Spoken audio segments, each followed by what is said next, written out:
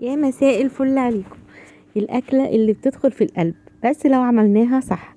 النظافة زي ما انتوا شايفين كده لازم تكون 10/10، ودي غسلة أولية ومبدئية بننضف فيها كل الدهون الخارجية، وكمان الحاجات اللي بتبقى سودة عليها من فوق هي كمان، والفشة بنشيل أي حاجة فيها شكلها مش لطيف لحد ما نوصلها معانا للمنظر ده. تبقى نقعيها في ملح وخل ودقيق وليمون كذا مرة، وشكلها يبقى معاكي بتنور بالشكل ده. اوعي اوعي اوعي تعمليها وهي فيها نفتوتة واحدة سودة، لازم تبقى بيضة وفلة كده، كمان الجلد من ورا يبقى متنضف كويس جدا. تمام خلاص تمام. عايزة ان انت تغلي لها مية وتكب المية بتاعتها، تديها غلوة يعني وتكب المية بتاعتها. تمام. مش عايزة يبقى خلاص هنشتغل على طول، لان زي ما انتوا شايفين كده مخلينها بتنور حرفيا، مفيش اي دم، مفيش اي مية لونها مش كويس، مفيش اي زيادات، نضيفة زي الفل زي ما انتوا شايفين كده. معايا هنا بقى في المية حطيت فيها ليمونة، وحطيت فيها كرفس، وحطيت فيها فلفل اسود وكمون وكزبرة وقرنفل وحبهان، وكمان قرفة وكمان جنزبيل، وحطيت كمان ورق لورا. حطيت طماطم وبصل وفصين توم وقرن فلفل، وهبدأ انزل فيها الفشة والكرشة.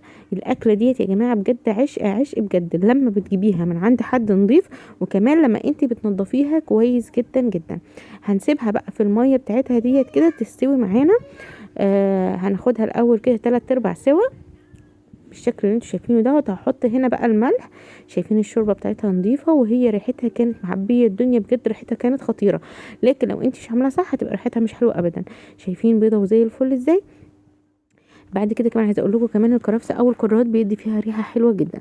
بعد كده هنجهز الصلصه بتاعتها بعد خلاص ما هي دخلت في السوا، يعني هي دلوقتي سوا الا سيكه حاجه صغيره جدا.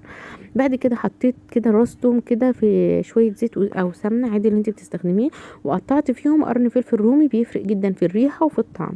لو انت عايزه حراق مفيش مشكله، بس حط رومي برضو مع الحراق بيفحفح الدنيا كده وبيخلي الريحه جميله. بعد كده حطيت عليه كزبره ناشفه، وبعد كده بطفي عليهم بشويه سكر وشويه خل زي ما انتم شايفين كده، بقى بيخلي الروايح كده تطلع في الدنيا.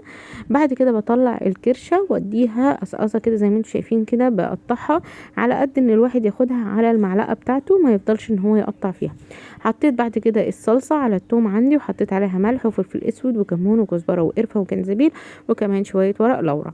تمام. بعد كده نزلت عليهم بالكرشه تاخد غلوتين 3 معاها كده، وبعد كده هنزل عليها ببطاطس. والخطوه دي اختياري، تقدري ما تحطيش بطاطس بس بتبقى طعمها حلو جدا وبتكمل الاكله بتاعتنا وبتبقى جميله جدا.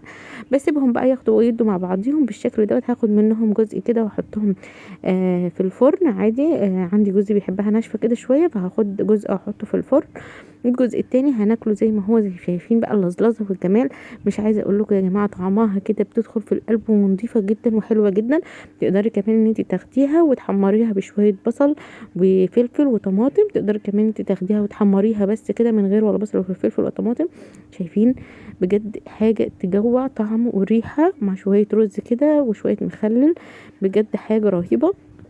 جربوها هتعجبكم جدا. ما تنسوش بقى اللايك والاشتراك في القناه علشان يوصلكم مني كل جديد. اشوفكم في فيديو جديد، والسلام عليكم ورحمه الله.